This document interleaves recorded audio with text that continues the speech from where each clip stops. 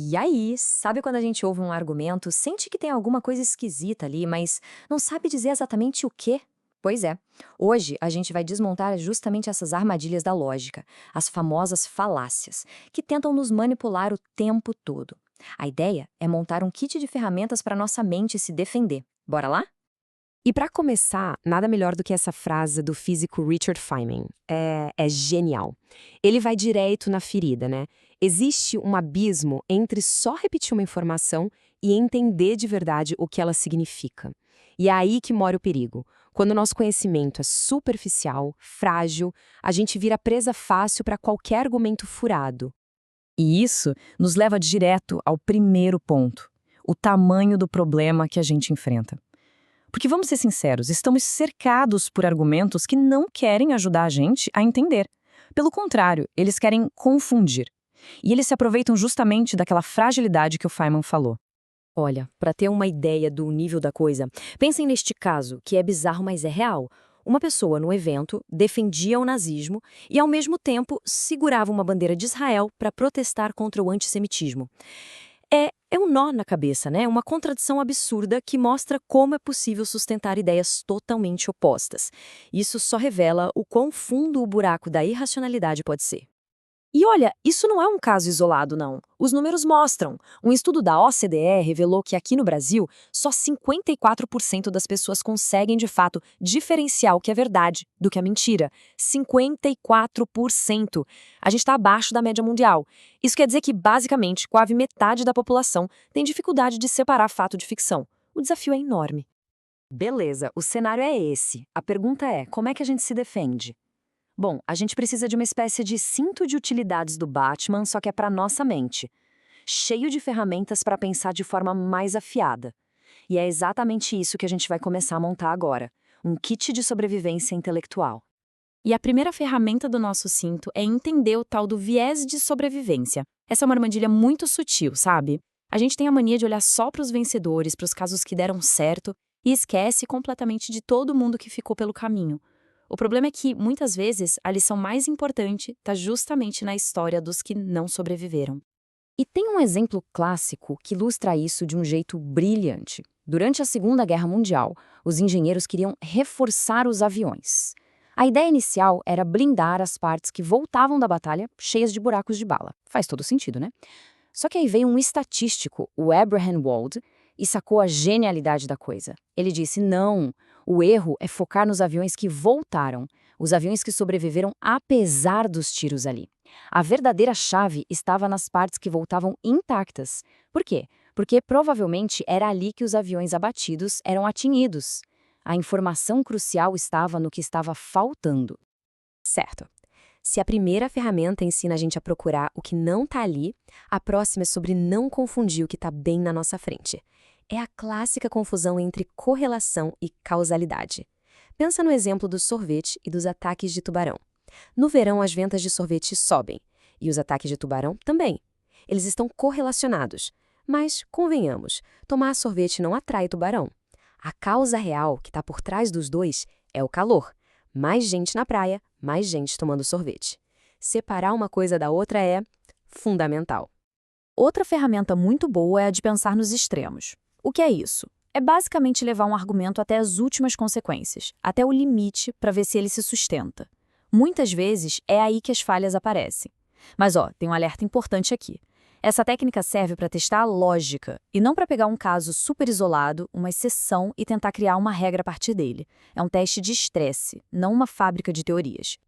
Ok, a gente tem as ferramentas, certo? Mas aí vem a pergunta que não quer calar. Por que, mesmo assim, a gente continua caindo nessas armadilhas? O que torna a gente tão vulnerável a esses truques lógicos? A resposta é que não basta ter as ferramentas, a gente precisa conhecer o inimigo, saber o nome e o rosto dos vilões da lógica. Então, agora que a gente está equipado, vamos identificar as armadilhas mais comuns, aquelas que estão sempre aí esperando um descuido nosso. E vamos começar com a figurinha carimbada, a ladeira escorregadia. Essa é clássica. É aquele argumento do tipo, se a gente permitir A, inevitavelmente vai acontecer B, depois C e no final o caos. É uma tática muito poderosa, porque ela não ataca a lógica, ela sequestra nosso medo. Depois que a sementinha do desastre é plantada, fica difícil pensar com clareza. Para deixar isso bem concreto, vamos pegar o exemplo da fonte sobre a polêmica do kit gay. A lógica era mais ou menos assim. Passo 1, o governo introduz materiais educativos sobre diversidade. Passo 3, o resultado final, a corrupção moral da sociedade. E o passo 2, o que conecta uma coisa à outra. Pois é, fica um ponto de interrogação gigante. É um salto no escuro, um pulo movido a pânico, não a lógica. Agora, outra armadilha que está em todo lugar, o apelo à autoridade. Sabe o que é isso?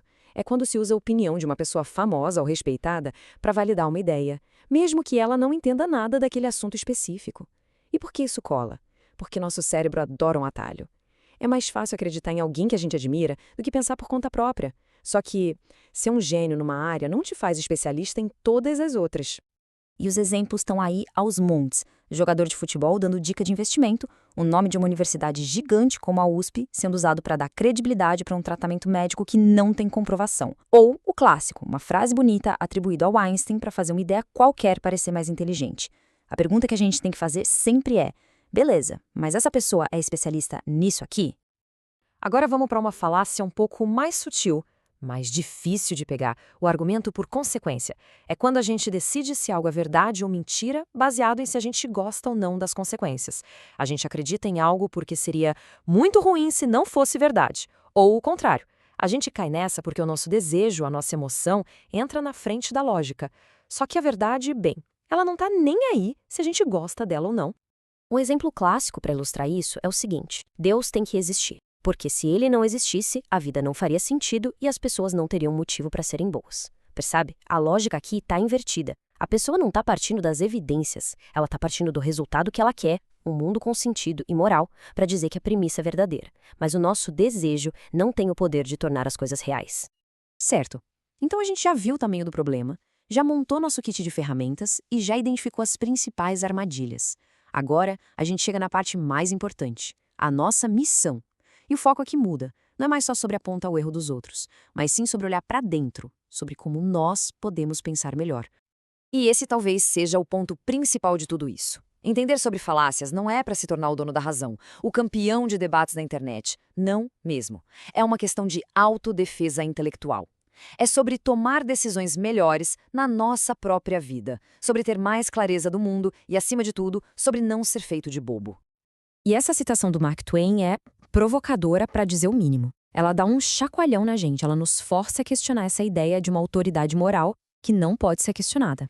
É um convite para a gente usar o nosso próprio raciocínio, a nossa própria bússola moral, em vez de só aceitar regras prontas. E no fim das contas, é isso que é pensar criticamente. Então, para fechar e garantir que a gente guarde o essencial, vamos revisar o nosso kit de ferramentas. Número 1.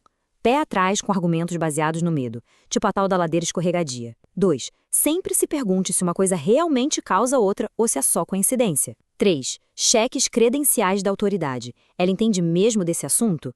E 4, e talvez o mais importante, baseie o que acredita em evidências, não no quanto seria legal se algo fosse verdade. E para terminar, a gente volta lá no começo, no Feynman.